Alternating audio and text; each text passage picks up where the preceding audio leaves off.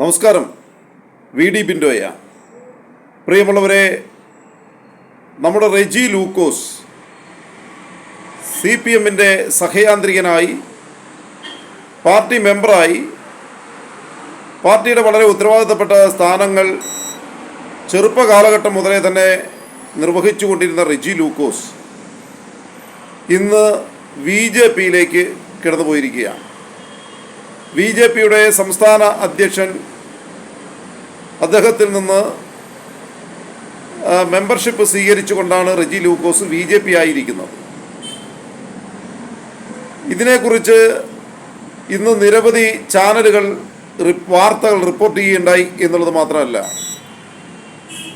Online ചാനലുകളെല്ലാം ഇത് സംബന്ധിച്ച് റെജി ലൂക്കോസിന് പൊങ്കാലയിട്ടുകൊണ്ട് നിരവധി ആളുകളുടെ കമൻറ്റും വരികയുണ്ടായിട്ടുണ്ട്. എന്നാൽ എന്താണ് വസ്തുത? വസ്തുത എന്ന് പറയുന്നത് റെജി ലൂക്കോസ് BJPയിലേക്ക് പോയത് ശരിയോ തെറ്റോ എന്നൊന്നും അത് സംബന്ധിച്ച് അഭിപ്രായമൊന്നും ഞാൻ പറയാൻ ഉദ്ദേശിക്കുന്നില്ല. കാരണം റെജി ലൂക്കോസിന് ജനാധിപത്യ രാജ്യത്ത് ഏത് രാഷ്ട്രീയ പാർട്ടിയിലും പോകാനുള്ള അവകാശമുണ്ട് എന്ന് വിശ്വസിക്കുന്ന ഒരാളാണ് ഞാൻ.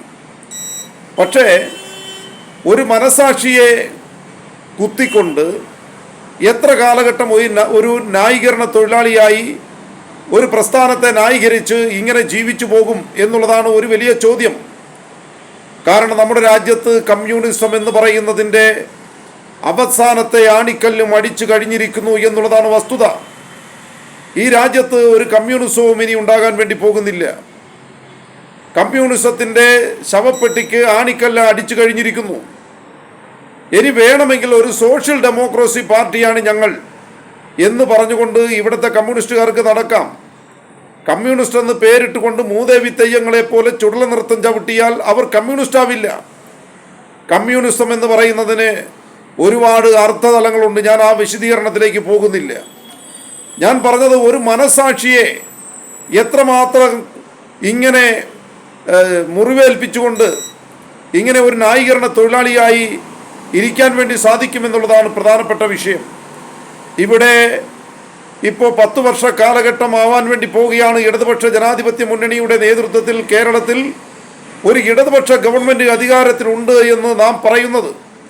എന്നാൽ ആ ഇടതുപക്ഷ ഗവൺമെൻറ് വന്നതിന് ശേഷം സാധാരണക്കാർക്ക്, തൊഴിലാളികൾക്ക്, പാവപ്പെട്ടവർക്ക്, അധ്വാനിക്കുന്ന വർഗത്തിന് എന്ത് നേട്ടമാണ് ഉണ്ടായത് എന്ന് ചോദിച്ചാൽ സീറോയാണ്. ഒന്നും ചൂണ്ടിക്കാണിക്കാൻ വേണ്ടിയിട്ടില്ല.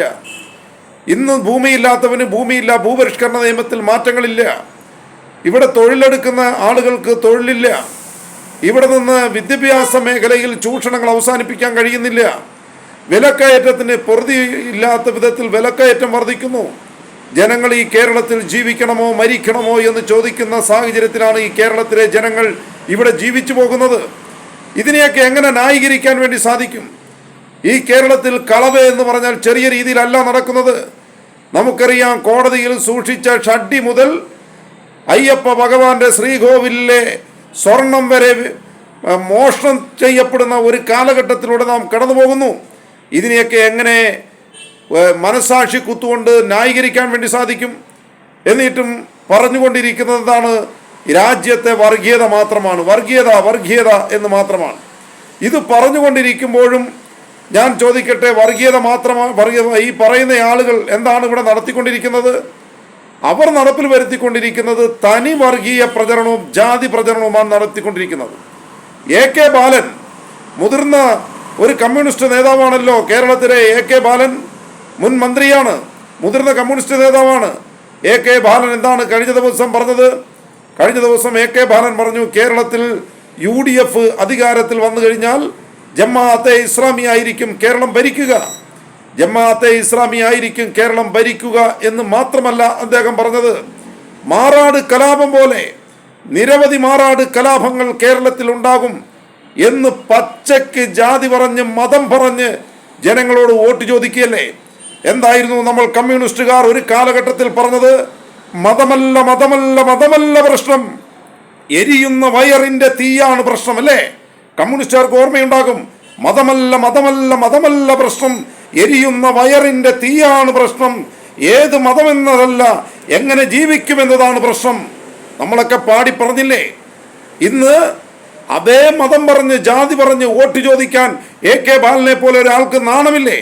അതിനെയും റെജി ലൂക്കോസിനെ പോലെയുള്ള ഒരാൾ പോയിരുന്ന് ന്യായീകരിക്കുക എന്ന് പറയുന്നത് സാമാന്യമായി നീതീകരിക്കാൻ വേണ്ടി സാധിക്കുന്ന ഒന്നല്ല.